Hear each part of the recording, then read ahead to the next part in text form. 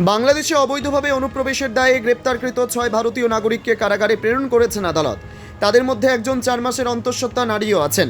বিষয়টি নিশ্চিত করেছেন বাংলাদেশের চাঁপাইনবাবগঞ্জ জেলা পুলিশের মুখপাত্র ও অতিরিক্ত police super ANM Wasim Firoz. শুক্রবার বাংলাদেশে অবৈধভাবে অনুপ্রবেশের দায়ে চাঁপাইনবাবগঞ্জ সদর আমলি আদালতের মাধ্যমে তাদেরকে কারাগারে প্রেরণ করা হয়।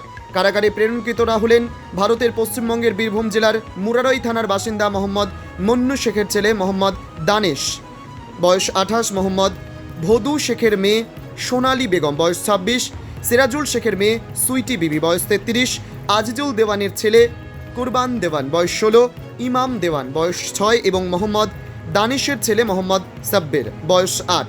তাদের মধ্যে সোনালী বেগম 4 মাসের অন্তঃসত্ত্বা বলে জানা যায়। আদালত সূত্র থেকে জানা যায়, বাংলাদেশে অবৈধভাবে অনুপ্রবেশের দায়ে 6 ভারতীয় নাগরিককে বাংলাদেশের চাঁপাইনবাবগঞ্জ পৌরসভার আলীনগর এলাকা থেকে গ্রেপ্তার করে চাঁপাইনবাবগঞ্জ সদর মডেল থানা পুলিশ। পরে সদর মডেল থানার SI এনামুল বাদী হয়ে তাদের বিরুদ্ধে অবৈধভাবে অনুপ্রবেশের দায়ে মামলা দায়ের করেন এবং শুক্রবার চাঁপাইনবাবগঞ্জ সদর উপজেলার আমলি আদালতের বিচারক তাদেরকে কারাগারে পাঠানোর নির্দেশ দেন। Bureau report, জজবাত 24 Bangla.